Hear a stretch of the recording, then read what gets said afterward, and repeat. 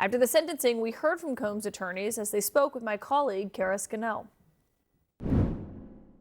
It's absolutely wrong. The jury verdict was disregarded, and it's not supposed to happen. You shouldn't do that. Going to trial is already hard enough. When the jury speaks, you need to listen. I think it sends the wrong message to people. This is wrong. We have to change the way we look at it. We are incarcerating way too many people. So 2 years is an eternity in custody. A jury, of course, had acquitted Diddy of the more serious crimes that he had been charged with, like sex trafficking and racketeering. But before the sentence was handed down today, after hours of hearing from attorneys inside the courtroom, it was Diddy's turn to address the court. And he cried as he addressed his mother, as he begged the judge for mercy. He said, and I'm quoting him now, "I don't have nobody to blame but myself. I know I'll never put my hands on another person again. I know that I've learned my lesson. I'm willing to comply with any conditions the court puts upon me." He also apologized to Cassie Ventura, saying, quote, "I lost my self-respect. I've been humbled and broken to my core. I hate myself right now. I got stripped down to nothing." I want to get right to our CNN legal analyst, Joey Jackson, CNN's senior legal analyst, Ellie Honig, and also Elizabeth Wagmeister, who spent all day inside the courtroom and has been covering this trial as closely as anyone. And you were actually inside the room as this was handed down. What was that like inside there? You know what's interesting, Caitlin? The whole day was very emotional. You had 5 of Diddy's attorneys each speak at length for 30 to 45 minutes each.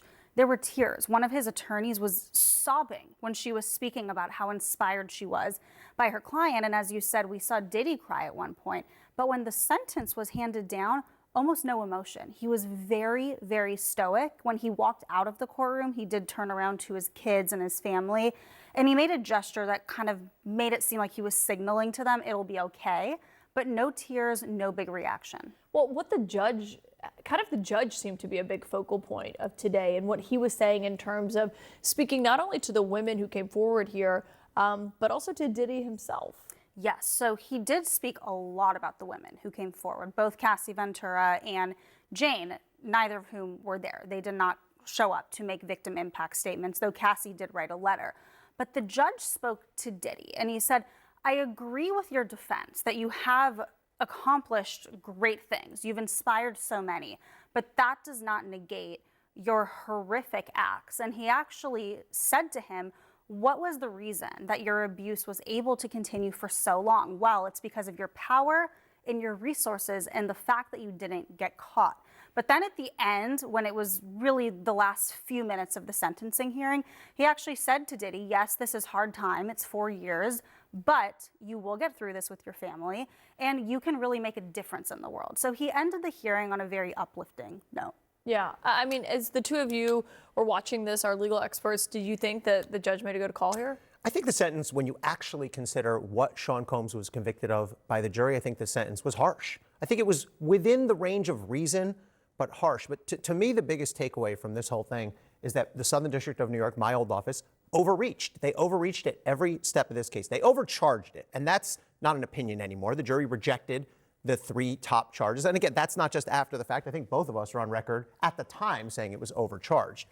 They overtried the case. There's no reason a 1-defendant, 3-victim case needs to take 6 weeks by 6 prosecutors. I tried a case once with 5 defendants on trial at once, at least 20 victims. I did it with 1 other prosecutor, same amount of time. They overtried it. And with their sentencing request of 11 years, that's ridiculous. What do you mean they overtried it? Like they took too long? They took too long. They put too many people on it. They let in too many extraneous details. They should have just cut right to, we used to say thin to win. Get right to it. That's it. Instead, there was too much detail that did not go to the heart of the case. And finally, the 11-year sentencing request was ridiculous, embarrassing. And the judge went most of the way, not all the way, but much closer to the defense request. Then 11 years, and again, for being convicted of interstate prostitution, that's a ridiculous request, and it backfired. Joey, what was your takeaway? So people will ask, hey, what about this particular sentence? If you look at this on balance and put it in perspective, he is a big winner today. Let me explain why. When we started out this trial with regard to the racketeering charges, he's running a criminal enterprise, he was facing life in jail. In addition to life in jail, which his liberty interest would have been gone, he was facing the forfeiture of all of his assets. Yep. Now, right, he beats the charges, 3 of them at least, and he gets sentenced now on the other 2, transportation for prostitution. So now you're saying, well, what's going to happen now? You have the prosecutors that have asked for 11 years. I agree with Ellie. That was way overreach, just as the case was way overreach. What do you think would have been a better I think you have to stick with the guidelines. So just to be clear, Caitlin, you have these federal guidelines, and what they are is they're just advisory, and they exist so that you have some uniformity in sentencing. You don't want disparate sentences. One defendant gets 10, another gets 5. No, you have guidelines so it's somewhat even. They try to go outside of the guidelines to bring in all types of issues for which the jury has made a decision, and the jury said, no, we're not convicting on that. So why are you going and suggesting that all of this conduct for what the jury repudiated, you want to include it in the sentence? That's not appropriate. Last point, you have United States Department of Probation. They also issue a recommendation. Their recommendation, Caitlin, was anywhere from, 5 to 7 years. Judge went below that and said, well, I'm not going to give you the 14 months, but I'm going to add on more time, which was 4 years. So if you look at it on balance from what he came into this case with, facing his life, the destruction of his life, to now doing 4 years and $500,000 in payment. Oh, $500,000. He was facing $1 billion in loss because of the forfeiture. So call it what you want. This is a tremendous win. And to be clear, when I say win, there are no winners. There are victims here who are reeling. We get that. Certainly his family is in a problem place. They want him home. But at the end of the day, from what the prosecutors started to where they got, this is a tremendous victory for his team, even if his defense lawyers are really unhappy, and so is he. So you think this is embarrassing for the prosecutors, basically?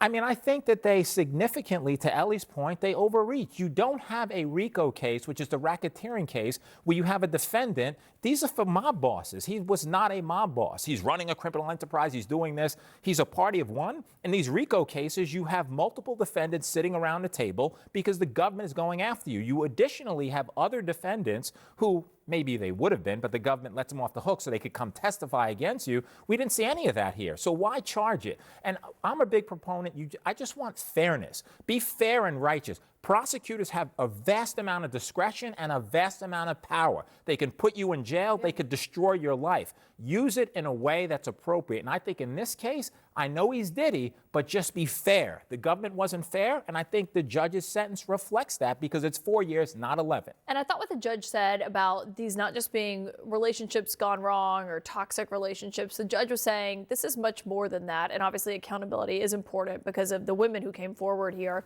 And obviously Diddy's team was trying to show his family's there, his mother, his children. They played a nearly 12-minute long documentary style video, I guess is how you would describe it in the courtroom today. Obviously you saw that, but I want people to just get a little bit of a sense of what was in the courtroom today. When my baby cries. You gotta give her a bottle then. Know that you mean something to people. Know that you mean something to people, like you live somewhere in people's heart. My nose fell off! Ah! No, then my lip fell off! Thank you. You hear it?